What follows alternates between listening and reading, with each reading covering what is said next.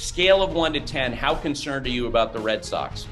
Oh, well, between a 7 and a 9. The Ravech train was at Citi Field last night. Karl Ravech, play-by-play man on Sunday Night Baseball. How you doing on this Monday?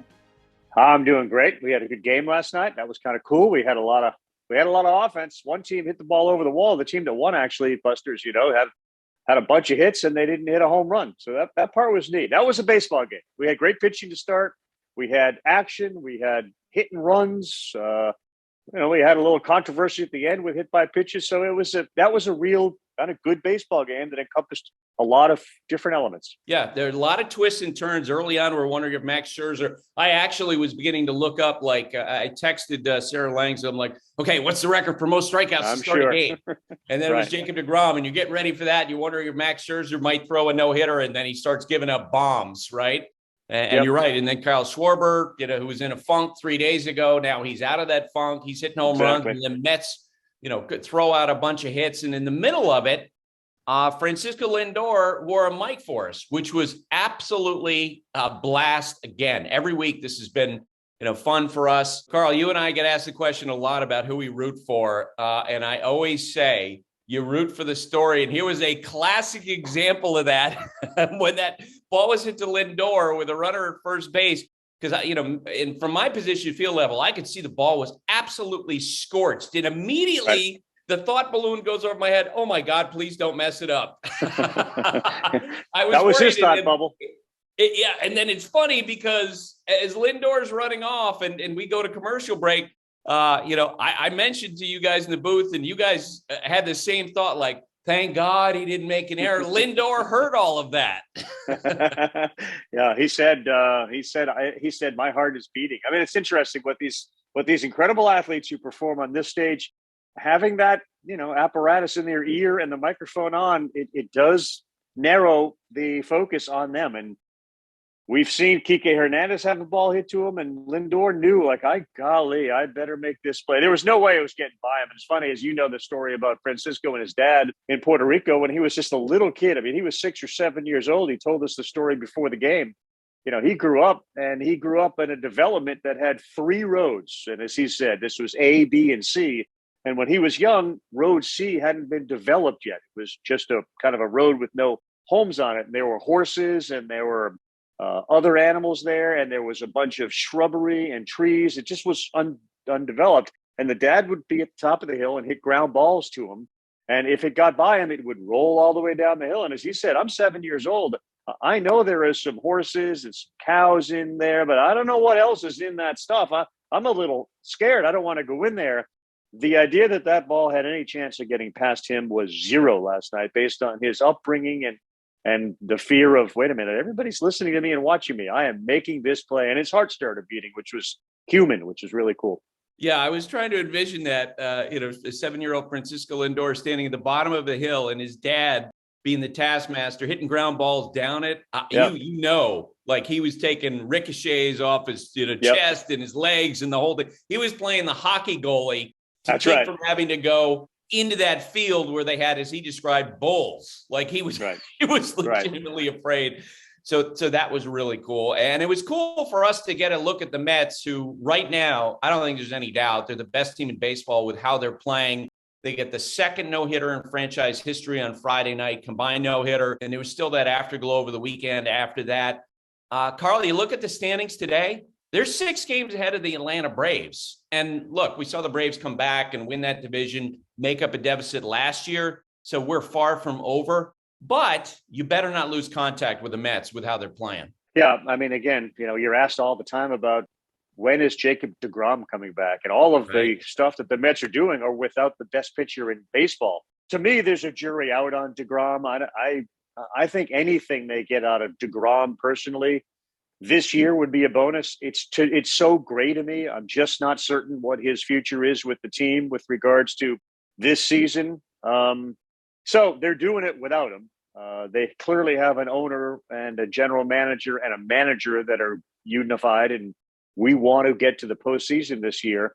Look, I think there's just separation already. I think we're starting to see trends in baseball of the teams that are legitimate contenders, really, really good teams, and the Mets, and the Dodgers, the Giants, I don't think you ever count out. The Cardinals are another one, but and I think the Braves are in that conversation, but the Braves are, they're struggling right now. And you look at who they're lining up in the series coming up, and it's Fried, and it's Morton, and it's Anderson, and all their arms are there. Acuna's back, so I think based on just their abilities and what we saw last year, and the Mets had a mini collapse last year. The Mets didn't finish the job, and we'll see if the new ownership, the new leadership, the different players changes that over the course of a season. Buck will be the first to tell you, man, we're in May. We just started May. Let's all pump the brakes. But I agree with you. The way they're playing every night, it's somebody else that's contributing. It's a cool thing to see when you have a plan and the plan works. Yeah, it would be interesting at the end of this series. It's possible, it could be a 2-1 and there's not really much change in the standings. It's also possible the Braves could be 9 games out by the end of this series, which is why it feels like that even in early May, there's going to be some pressure, some intensity in this series. What I hear about Acuna from the Braves people is his timing's not quite there yet, but he'll eventually get that back. This series will start today after a really interesting roster choice is made by the Mets. We spent a lot of time talking about it last night because Dom Smith was so good at a time when the conversation within the organization is, what? Do we need to solve this roster crunch? Because every team has to reduce the roster from 28 to 26. The Mets cut Robinson Cano, who's 39 years old. He's hitting 195. All the metrics suggest that he's struggling against high velocity. They owe him a lot of money for this year, and they owe a lot of money to him for next year. But if you're Steve Cohen, the owner, you can look at that as sunk cost in a deal that was made before he bought the team. If you're Billy Epler, Karl, what's the decision you're making? It's a difficult one. I don't think it's as easy as we inherited this. It's not our choice. Let's just move on. And money's not really a factor for us. And it may not be. I saw Lindor come out and say, I would be reluctant to, and I don't want to see Canó being sent out and having his career end here. And I think that's a powerful voice. If I'm Billy Epler, I've seen enough. I have enough evidence. And it's, this is the great caveat is when someone says, with all due respect, it implies that there's really not a lot of respect, but they say that anyway. In the case of Canó, it's as much to me about the team and the way it's structured now with the players that you just mentioned and the contributions that you're getting from them. When you compare that with the contributions that you're not getting from Canó, we have this group of players and it meshes this way.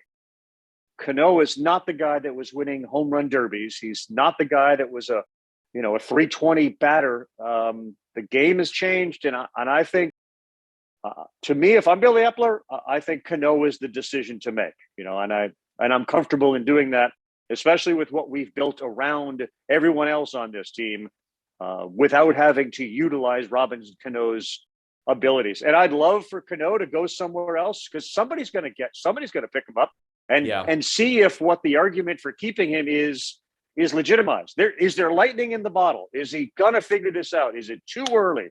He's a great hitter. And hopefully somebody else does that. And for his sake, he hits again. But for the Mets and the way they're constructed, Canó is the guy that I would cut. So I had an interesting conversation with a friend of Canó's over the weekend. And I think that his PED busts, he's had 2 of them in his career. Those are instructive in this moment. Because as you and I know, Canó got that huge contract from the Mariners. And yet, that money was guaranteed. He'd already been paid. And yet twice he's been busted for PEDs. And his friend asked a rhetorical question. Why do you think he took the PEDs? Because he'd already gotten his money, Karl. And the reason his friend believes is he knows he needs help, right? He knows that this is, something that was going to benefit him to help him be a better player. If that's what he really believes internally, and he doesn't have access to that now, and he's, that's 2 years ago or a year ago that all happened, that gives you some insight into how he's feeling about his swing. I was fascinated by watching the Phillies over the weekend because we got a close look at Bryce Harper. He hit a home run last night, Karl, and yet when you're watching him go through this period right now, he's not off to a great start. He's not really taking any walks. He's swinging at the first pitch a lot. And to me, it's all a reminder of how difficult it is to hit a baseball in the big leagues. Yeah, and again, you take Harper's night last night, which there were strikeouts, but there were home runs. Most people would look at it and say, pretty productive night. I mean, we hit a home run, we struck out. That's what we do. I agree with you. And again, I go back to the elbow. The idea that it hurts when he throws and there's zero pain when you're swinging, I don't doubt it. I have absolutely no reason to think that. But I do know that as somebody who has a variety of different physical maladies pop up, when you begin to do something because something else is hurt, you're overcompensating, your body is being affected in ways that you hadn't anticipated. It's hard for me to think that the arm, which is preventing him from playing any defense at all, is not somewhere subconsciously in his head when he's swinging the bat, when he's trying to get ahead, when he's swinging at first pitches, because generally in his world, he thinks this is going to be a strike. I'm going to try to find a pitch, and I'm going to try to get out of this funk I'm in. Yes, it is a brutally difficult game. Yes, his approach is a little bit different. Assuming his elbow doesn't get worse, I think Bryce Harper has a really good track record, especially given how young he is, that he'll figure this out. But absolutely, he's struggling. And to some degree, Kyle Schwarber was doing the same. Yeah. He's not taking walks either, but he's hitting the ball more consistently. And his production, his home runs, his RBIs are such that we can kind of accept it. Harper's an MVP. Schwarber's not going to be an MVP, but he's a hitter. And right now he's hitting at a better clip production-wise than Harper is. I agree with you. It's interesting to see him come up, and it's like first pitch, he's going to swing. That's not who Bryce Harper has been, but Joe Girardi said it to us. Like, maybe he's just searching for that one pitch to kind of jumpstart this motor. But I'm worried about the elbow, Buster. 100%. The Angels are off to a great start. Finally, it feels like we've had the same conversation about the Angels, winter after winter after winter. They have to get pitching. And it feels like they finally have a beachhead of pitching, Karl. They have a beachhead of pitching. And I think that for us that have been watching the Angels so closely, it's kind of like, all right, so when is Trout and Ohtani going to play together consistently, be healthy, which is happening now? Is Anthony Rendon also going to be the guy that we saw a couple of years ago when he was with Washington and one of the best third basemen in baseball? And who else is going to help them score? Because we've been so focused on pitching that you tend to forget, like, this is an offense that has relied for the most part last year on one guy. This year with Trout being healthy too. And now Ward has been so good, and the lineup is so much longer. And Syndergaard looks like he is really going to be a good pitcher. And Shohei's been great. That there is some magic going on there in Los Angeles beyond just the Dodgers. But I think we focus so much on their lack of pitching, rightfully so. You forget, like, they weren't a great offense. And Trout's the best player in baseball, and he wasn't playing. But now the Ohtani, issue with his leg is cause for concern. Like, no, like, wait a minute, things are going well here. Let's not mess this up with Shohei being hurt. So yeah, the pitching's been really good. I think the lineup has been a lot better, and that helps Joe do what he's trying to do. Yeah, Mike Trout off to a great start. He's got the highest OPS in baseball, over 1,200. One of my crazy predictions on ESPN.com this year was that he was going to hit 60 homers, be the first guy since Bonds in 2001 to do it. I still think that's going to happen. I'm not sure about the Red Sox. I picked them to make the playoffs this year.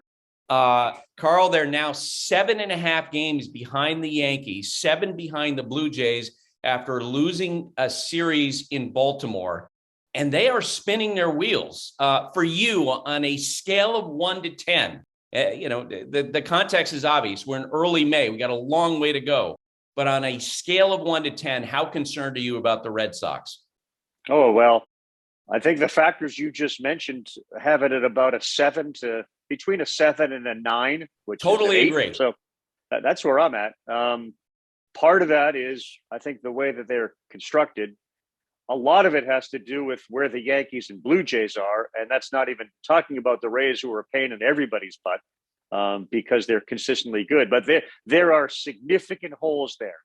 And unlike the Mets, who are doing this without Jacob deGrom and look like a real complete team even without him, I don't know what Chris Sale's going to look like, but that's kind of a big wild card for this team. If he comes back and is able to pitch, that's a huge deal. But their dependence on, and I think the whole Bogaerts Devers thing becomes a bigger thing as this team struggles. So many problems can be addressed when you're winning, and the Mets are winning. The Angels are winning. There are flaws with the Angels that, because they're off to a good start, you don't talk about. The Red Sox play in a nasty division. They don't hit consistently enough. They rely on Bogaerts and Devers so much in order for their offense to show up. Trevor Story's new to the organization, new to the city. He's new to the league. I have it as an 8. The pitching is a big concern. I don't think that they really know what to do with Houck. Should he be a starter? Should he be a long reliever? How do we use him? So it's different. The caveat to all of that is, Alex Cora has been really good about taking teams and making chicken salad out of what. I don't think this is chicken salad. I don't think it's chicken what. It's somewhere in between, and we'll see if a manager is able to somehow gel all these ingredients and end up with something that comes out of the oven that's really tasty. But I'm skeptical. And if they do stabilize, it has to be the offense that happens. And I think when you look at Trevor Story's struggles, I'm curious to see if you agree with me on this.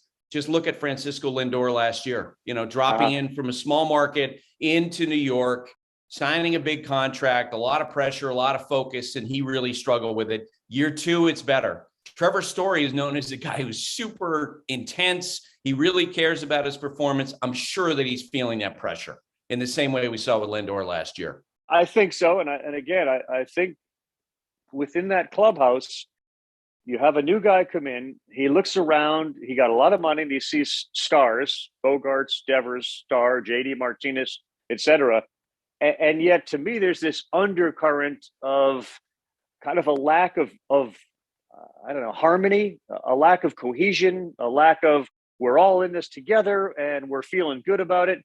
And I don't know. You tell me, what's the distinction between the Aaron Judge contract conversations and the way that the Bogaerts Devers thing went down? Why does one seem to be tabled and the team's doing really well, and the other one seems to, at least in my world, be kind of bubbling? I got an answer for you, because Judge got a big offer. Like, he turned down a contract, like a massive deal, $213 million. The total deal would have been worth $230 million. And I agree with you. Like, Xander Bogaerts, he's a great guy. He's not going to be upset with Trevor Story individually. Nobody's going to hold that against him. But it is kind of amazing that you have this clubhouse of so many accomplished players.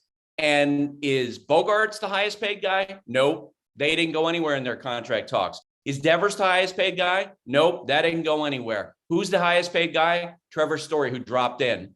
And I agree with you. There's a little something, an undercurrent that comes out of a situation like that. It certainly feels that way. And again, winning can help a lot of that. Judge is having a great year. Yes, he got a huge offer. You could make the case that Xander Bogaerts was offered an extra $30 million, which is good, but it doesn't compare to what some of the other guys in his business. Right. Yeah, it doesn't compare. So, but yeah, there's an undercurrent, and I just don't think they have the same quality depth that the Yankees and the Blue Jays have, and I think they're probably a little below where the Rays are. So if you take that and you recognize and agree with it, they're a 4th place team. I want to touch on the Trevor Bauer situation. We're not going to go into the specifics of what has been alleged. This latest Washington Post story, a third woman coming out and also making allegations.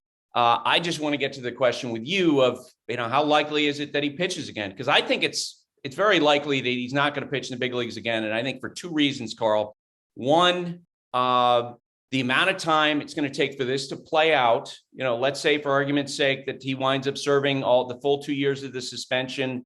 He's going to be 33 years old when that happens. And that means some of the prime years of his career will be behind him. And the second thing is, and I think this is undeniable, teams' perspectives on players linked to, to domestic violence charges under Major League Baseball, under Major League Baseball's policy. They've taken a different look at those players. And I think that the most prominent example is Roberto Osuna, who's 27 years old. He served a suspension for domestic violence. The Astros traded for him. And since his time with them ended, no one's picking him up. He's one of the best relievers in the world, and no one has touched him. And I wonder whether, Trevor Bauer, the specifics of his case, bottom line is this chapter is now part of his history. And I think teams will weigh that as they do risk reward. What do you think? Baseball's got a history of collaborating on decisions like that when it comes to players. So that if that's the case and that's the thinking right now, then you're probably right about him not pitching again. I would only say that I think historically with this particular leadership of Major League Baseball, and I think you and I would probably agree on this, they have their reasons for the punishments that they mete out. They don't just randomly throw punishments out. I think given the legal background that they have, much of it is rooted in precedent. All of it is rooted in evidence. When something like this happens, to the same way you started this, which we're not going to get into the details, I don't think that we are privy to half the details. I think there's just more to warrant a full 2-year suspension on top of the games that he's already missed. I don't think it's necessarily, our world to recognize or find out what those are. But I don't think that they hand out punishments like this without there being a great deal of in their world evidence. They've got their own investigation. I don't know what that is, but that's where I fall. And with regards to pitching again, I don't know. I mean, Bauer's bet against himself so many times before. He's kind of proven a lot of people wrong. Right. He may be just stubborn and determined enough and good enough to, at 33, get back out there. So I wouldn't say never on the pitching part of it. Whether the teams are willing to take him back, that's another question. But if it was strictly a pitching thing with him, I think he would try to pitch again.